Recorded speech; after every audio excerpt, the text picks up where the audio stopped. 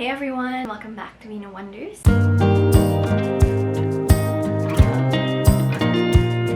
So I thought that today I would talk about like the difficulty of of reading in Tagalog and like coming to terms with like post-colonial past, just because that is like something that's been on my mind.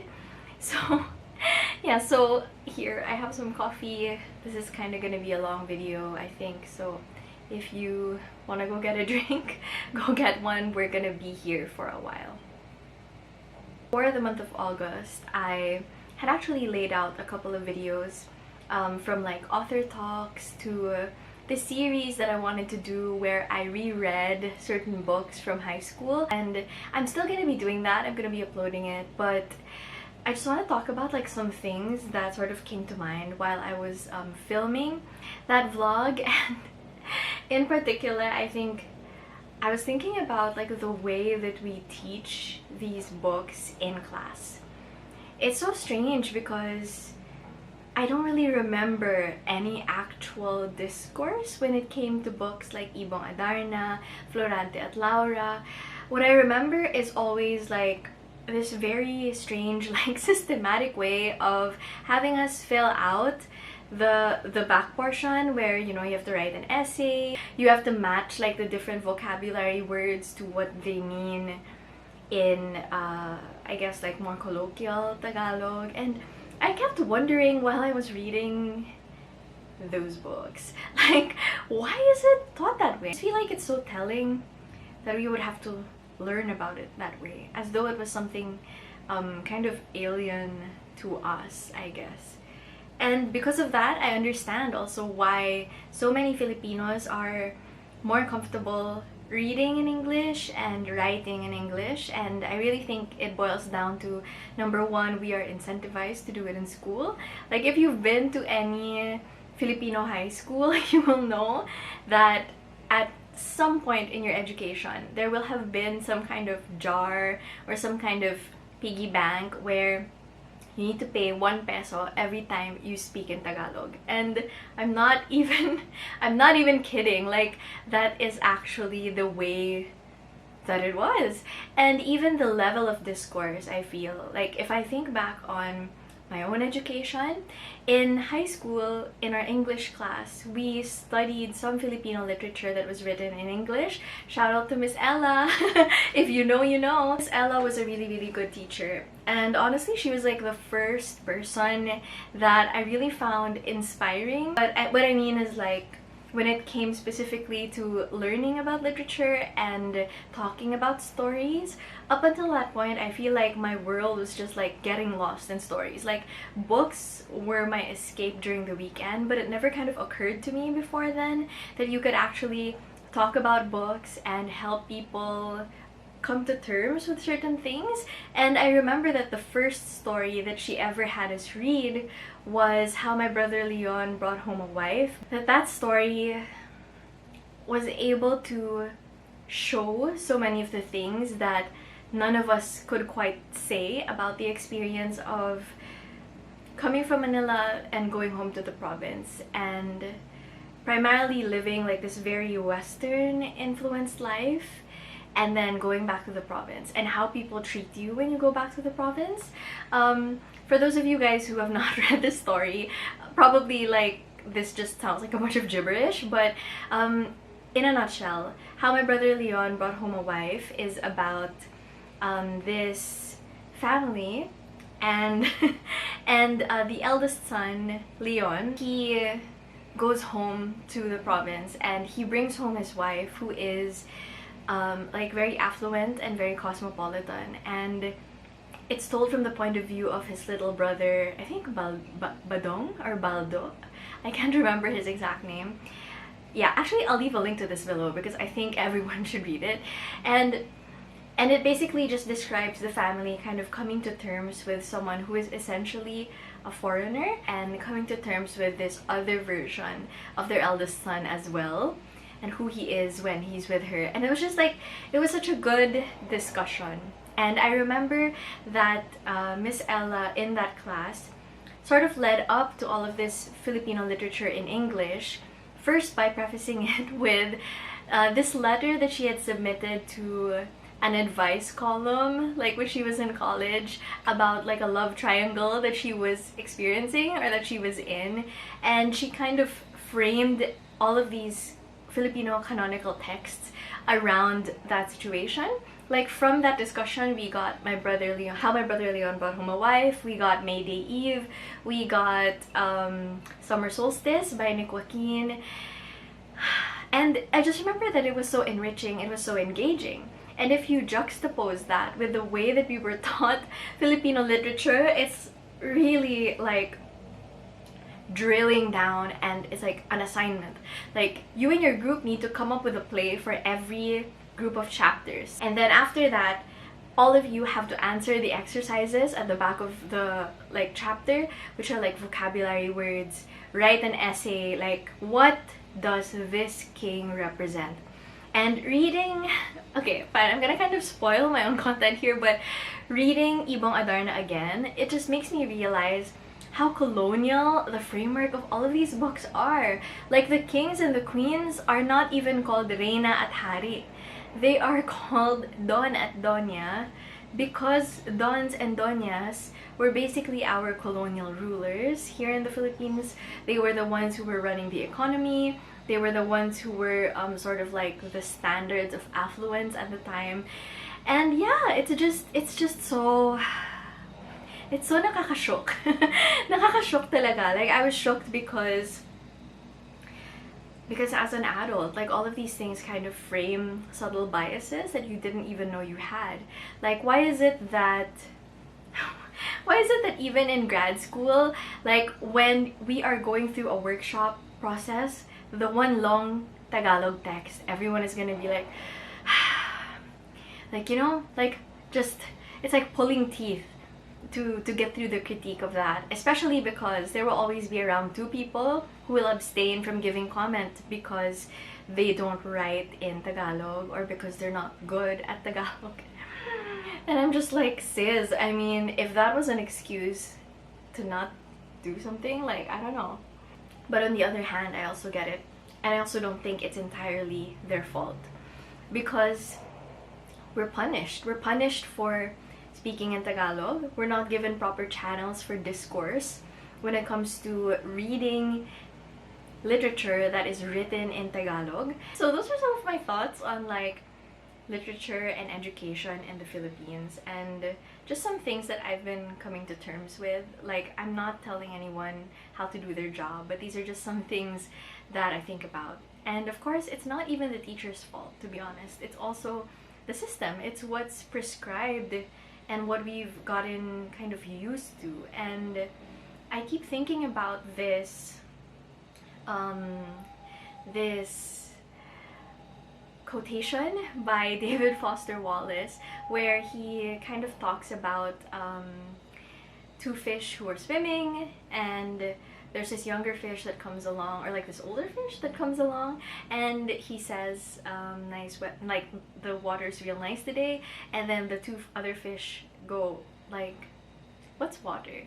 And I feel like that's kind of how these manners of teaching and these different methodologies of teaching or premises of teaching kind of are in our society, where we don't even notice it anymore. We don't even notice it anymore just because we are so used to it, and it's just gotten so like ingrained in us. And yeah, like, what can we do? Like, what can we do, honestly, like, to remedy that? I'm thinking of like certain videos, certain content, but at the same time, how can I make it engaging? And that leads me to kind of the other thing that's been on my mind, is just like, YouTube has changed so much since I started doing it. For those of you guys who are new to this channel or who weren't here since 2015, I started this channel like a really long time ago. I think my first upload was like 2014 actually, but I only started really getting into Booktube in 2015, and then I stopped for a while. And back then, I feel like this was pre-YouTube algorithm, and I feel like back then the content was really about like sharing certain things that you knew something about, if that makes sense. And now, like, now it can be so difficult because you're always trying to juggle content with like the flashier things that people enjoy, like, you know, like really nice editing. And honestly, I can't really fault people because as a consumer, that is also something that I find has changed. Like, my attention span is kind of shortened. If I'm looking for talky videos, I find that it's not the same kind of talky video that I used to look for, if that makes sense.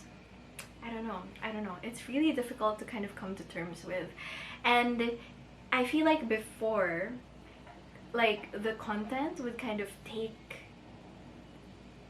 take dominance, if that makes sense, where the way I used to plan a YouTube video was like what are the points that I need to discuss, and then like layer them. Now the way that I plan a video is kind of like having a shot list where, okay, so I need to have like the intro shot, I need to have the discussion shot on this, the discussion shot on that, and it's difficult. Like, it's something that I think on the one hand, like, growth mindset, and I do like it, I do like experimenting with certain things, but then also on the other hand, like, I do feel like eventually you kind of have to choose, and you do kind of have to decide what kind of creator you're gonna be. Like, is it a creator that focuses primarily on content, on these talky videos, or are you gonna be someone who is more kind of film driven? And I'm not saying that the two can't coexist. Of course, they actually must. Like, they actually have to. But yeah, but it's so strange. This video is gonna be so long. Okay, so another thing that's been on my mind as well is like this question that I get asked a lot, which is, can you actually make a living out of your writing? And you know, that is like a point of contention for me internally. Like, it's something that I always kind of argue with myself about, because on the one hand, I do think that yes, you can definitely make money from your writing. The only thing is, I think we kind of have to expand the definition of writing for what it is, you know, that we are thinking about. I feel like when we say, can you really make a living off of your writing, we're thinking of like publishing poetry books. We're thinking of being like Joan Didion, you know, sitting at this small office like in her beach house in LA, writing about culture and society while also having celebrity-studded parties on the weekends. And I think we kind of need to tweak that, because I've also noticed that in the Filipino imagination greatly exists this strange mismatch between between the Western memory from media we've consumed and the actual Filipino timeline. I'll give you an example. In the 50s, when we think of the 50s, we think of something like out of WandaVision. We're thinking of like Mad Men season 1 kind of goodness. But if you think about what was happening here in the 50s, like when my mom was born, there was no electricity yet in the Philippines. Like, they used gas lamps and they used candles to light their houses. And she said that, like, my mom was born in 1950, by the way. She said that she still remembers when electricity first arrived because it was the first time that they weren't afraid that there was gonna be a fire in their house at night.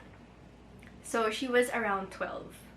Like, that was 1962 when electricity arrived. And my mom lives like in Tarlac, which yes is a province, but it's also like the city. She lived in Tarlac. So if you think about that mismatch, like, it's something that we also kind of carry on to ourselves.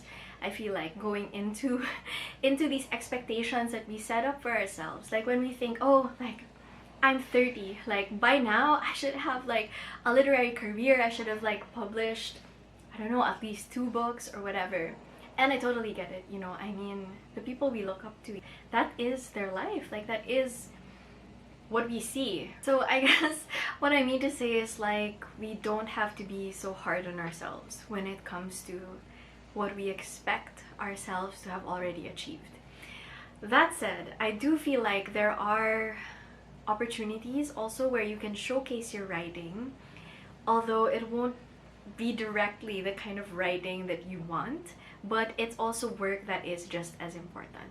So for example, if you are a fictionist or if you are a literary kind of writer, you can also extend those skills to a lot of things that are more practical, I guess, and which people will be more willing to pay you for at a younger age. But you can also use those resources that you get and also the skills that you hone to help further your practice. So for example, there is corporate communications, there's program management, which honestly I would recommend because it's kind of like a really good blend between writing in an academic way, which you will need also if you decide to go into the academe or if you decide to submit to journals that are a little bit more, I guess, serious in the sense that they are peer-reviewed. Yeah, so it's a good mix of that, but also writing in a way that is engaging and understandable, because of course the people that you're selling the program to also need to understand what it is that they're buying. So you have those options. You also have research writing, content writing, and I think that those are also very good avenues with content writing. You get to practice being able to market certain things and being able to write about things in a way that's concise but still has like that human touch. And I think if you were to eventually go into publishing or start your own publishing house, I do feel like that is something that you can carry over. And for research writing, it's a little bit more in-depth and you're more concerned with facts, but again, that can also help you when you're working on like your character dossiers for fiction work. So I feel like there are ways for things to marry into each other and sort of tie into each other. And I think that it is crucial to be a good writer, to be a good speaker. Honestly, I've met so many people who are technically competent and technically okay for certain jobs, but they don't get them because they can't communicate those competencies well. So I think when people say you can't make a living off of writing in the Philippines, what they really mean to say is you can't make a living from the kind of writing that you want immediately. And that is frustrating. And here is where I kind of have to draw the line, where on one hand, yes, we do have to kind of set our expectations for ourselves given our backgrounds and also given what we can do within this limited system. But on the other hand, I also refuse to believe that we will just be victims of this system forever, because I do feel like there are so many things also that we can try to do to make the system better. The first thing is, I want to say, if there are some very like problematic publishing outfits or like award-giving bodies, I would say don't submit to them if you can. I have a video with Chingbi Cruz where we kind of touch on this and kind of talk about it a little, about how certain awards can kind of signal for success, but if you think about the actual credibility of the award-giving body, if you even think about the cash prizes that they give out, that's something that you can make on your own. I totally understand like the need for validation, but I guess like if you can get that validation elsewhere, like whether it's through the academe or through indie publishing, through holding like events, then I think that you should like give that a try and try it out. And also when it comes to submitting things, I would say submit to publishing houses also that are more interested in actually having conversations with their audience. Like when I think of different presses that I would want to submit to, yes, the university presses, like that's a given. But then I also think of like Visprint. Visprint, for those of you guys who may not be aware, they have published basically all of Eliza Victoria's books. They've published Bob Ong. They've published, I think, the rerun like of Jaja Jaturna. You know, they're more interested, I think, in talking to their audience and in, I guess, making literature something accessible and something interesting and not gatekeeping the resistance, because I think that writing and reading are subversive acts, and they are things that can change the conversation. You just have to give them time, and you have to allow distribution of the content. So yeah, I think those are just some things that I've been thinking about when it comes to like answering that question and kind of coming to terms with it. And also something that Chingbi and I talked about in that conversation was like, not everything has to be confined to literary writing, because sometimes literary writing also has its limits, where if you want to write an investigative article on something, write an investigative article about it. Like, don't write a poem about an investigative article, if that makes sense, because every medium has its strengths and its weaknesses. And so sometimes I feel like there are certain books that, certain types of writing that are good for making money given a certain context, and others that are not. And there's also kind of writing that is pragmatic and that is needed also, which you can build a career out of while you support all the creative stuff you're doing. And I feel like that is not a bad thing. Like, that is not something that you should look down upon or that you should feel bad for.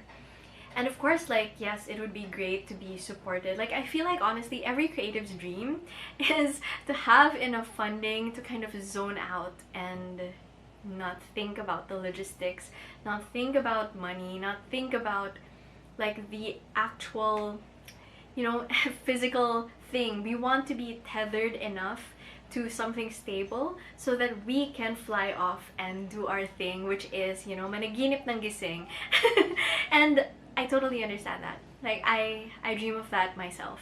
But I will say that I do feel like it's also important for us to think about the context that we are in right now. And given the state of the world, I do feel like it's not a time where we can do that.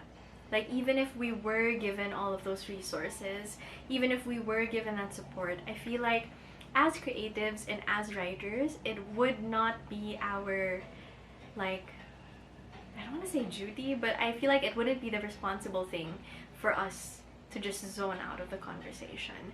In yoga, there's always this thing we say where it's not checking out, it's an act of checking in. And I feel like that certain thing is something we also need to kind of carry into our lives, you know, where we can only carry so much of the burden, but we have to recognize our role in the ability to affect change also. I don't know, like, there's so many ways I feel in which creative people need to be nurtured, and this is, I think, the saddest thing that I'm gonna say, which is do what you can to change the system if you can, but also take care of yourself and nurture that creative side of yourself, because it is priceless. And I feel like nurturing that creative side of yourself also allows you to imagine things beyond the reality that is now. Because honestly, if you just are like reality check all the time, we'll get nowhere. My brother was telling me about this one quote from like one of the founding members of Ford or something, where he said that if human beings only operated on realism and logic, then we would still be thinking about how to buy the fastest horse. And I agree. I feel like imagination is something that you need, and it's not always going to be the pragmatic choice. Maybe you can't make money off of your imagination directly, but that doesn't mean that there is no merit in being imaginative. Don't give up. I get approached a lot by people who are like selling zines and stuff like that, and who are kind of looking for that space, and they're looking for people to engage with their projects, and that's just something that I respect so much. And I'm also thinking of like making my own zine soon, or maybe turning my thesis into a zine, because honestly I only have so much time and so much brain power. Ay nako. Anyway, so yeah, I hope you guys enjoyed this like quick catch up, and yeah, let me know your thoughts also on some of these things that I brought up. I feel like I rambled on and on and on about like a bunch of things, and yeah, let me know your experience also. Let me know how you've kind of been holding up, managing, and if you're Filipino, how you've been coming to terms with the existential crisis that is living day to day in the post-colonial Philippines. And I will see you guys next time. Like, comment, and subscribe if you feel like it. See you.